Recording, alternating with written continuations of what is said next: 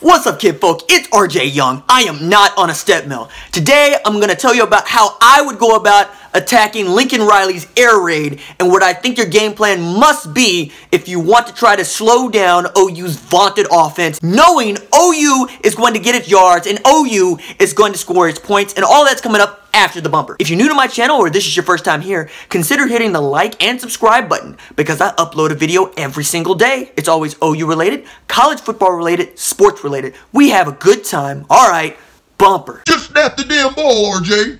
So what if I told you that an unranked team could walk into Owen Field without its starting will linebacker, its starting quarterback, have fewer rushing yards, and not have the edge on time of possession and get a W against one of the best teams in college football? You would probably tell me there's no way that could happen, and yet Iowa State was able to do that on October 7th, 2017, and I think Iowa State has come up with the only real game plan that you could use that could work and win against Lincoln Riley and the vaunted OU Sooners. Now, everybody knows with the flag in this channel, I'm an OU fan, so take it how you want to about me telling you how I would go about beating Oklahoma, but the fact is, Iowa State already beat Oklahoma, just as Auburn already beat Georgia. And so there's a game plan out there that if you haven't been paying attention to and you're on the Georgia coaching staff, you deserve to be fired. So it's not as if I'm giving away trade secrets here, but I think this is going to start a discussion that we really need to have, especially when we need to take a look at what we can do and what we can do well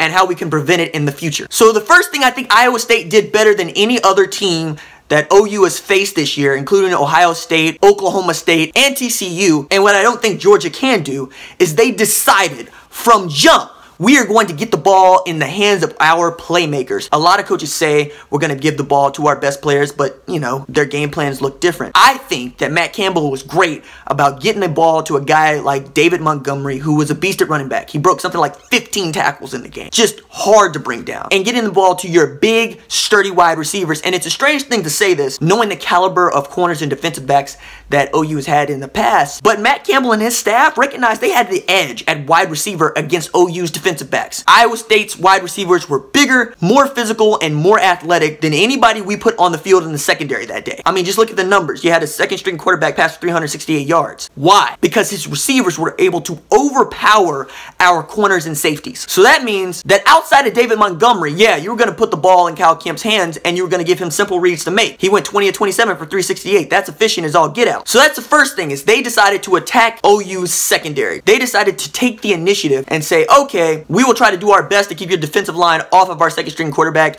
and try to get one-on-one matchups against your corners. And they ended up winning that way. The next thing they did, and the thing that I think that most folks at Georgia are probably going to be most interested in, and we need to know our own weaknesses since we're at Oklahoma, is as a defense, they decided to give up the run. You might notice that OU got nearly 200 yards rushing, 513 yards total offense, and averaged 5 yards per carry. They decided, fine, we will let you run the ball, and we're going to play our safeties deep. We're not going to let anybody get over the top of us. We are prepared to give up dink and dumps all day long, and we're going to gamble and say that the Heisman Trophy winner is going to make a few mistakes, and we're going to be able to get lucky and get our hands in front of some passes and get some pass breakups, and we're going to say a guy like Joel Lanning is going to be able to make all the plays in the middle of the field. That's what we're going to do. And it worked. Baker Mayfield did not have a bad day, you might remember. Baker was 24 of 33 for 306 yards. Now, the difference there is that he was only averaging 9 yards per attempt, and he only had 2 passing touchdowns. So again, he didn't have a bad day, but his QBR rating was 91. That is not the kind of rating that we're used to seeing from Baker Mayfield. Iowa State also turned Baker Mayfield into more of a runner than we would like to see him made into a runner. He carried the ball 11 times for 57 yards. Now, Trey Sermon also carried the ball 18 times for 90 yards. It embraced the idea not that you can shut down Baker Mayfield, but that you can try to make the field as long as possible. Think how many big explosive plays Oklahoma has been able to get this season, and we've got them early and we've got them often. I'm talking about 20, 25, 40-yard chunks. I'm talking about 50-yard touchdowns. We don't run the kind of receivers and have the kind of offense where a guy is going to get 15 catches for 225 yards. That's not who we are. We're going to have guys that get close to 10, guys that routinely get 7 to 9, and they're routinely going to go between 70 and 150 yards.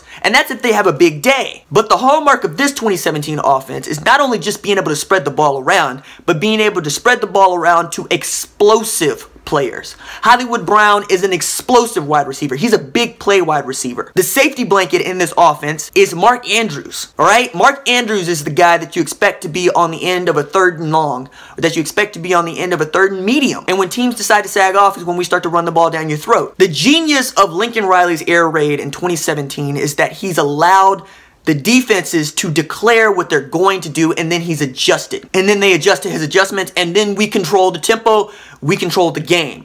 Because you're playing cat and mouse with Lincoln Riley, which nobody can do and win. The best thing that you can do as a defense when you're taking on the OU offense is decide what your game plan is and stick to it. If you let OU dictate the terms, you're going to lose. You're going to get destroyed. Now again, I feel comfortable saying all of this because it's not the identity of Georgia. Georgia does not sag off of anybody. Georgia does not read and react to anybody. TCU reads and reacts.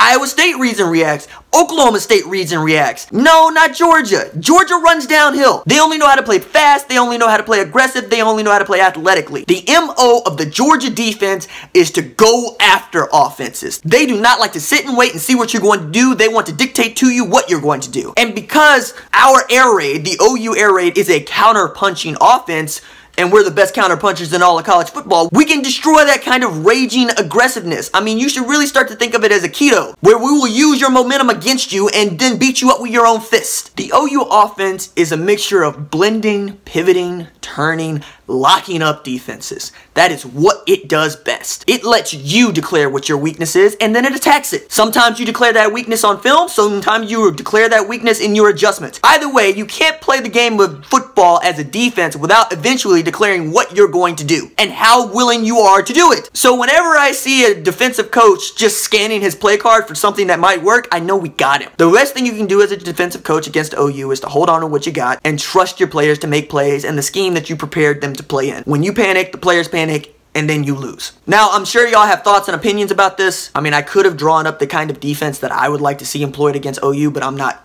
ready to take it that far yet. I might, I don't know. But I would really like to know if that's something you would like to see, if you'd like to see me scheme against our offense, which again, I don't think is that big a deal because 1, Lincoln Riley's smarter than me, and 2, if Georgia's not already thinking this way, they're in a worse place than I could even imagine them being, and they've already lost before the game has even begun. Anyway, let me know what you think in the comments below, and that's it for me. If you like the videos, don't forget to like and subscribe. I'll see you tomorrow. Deuces.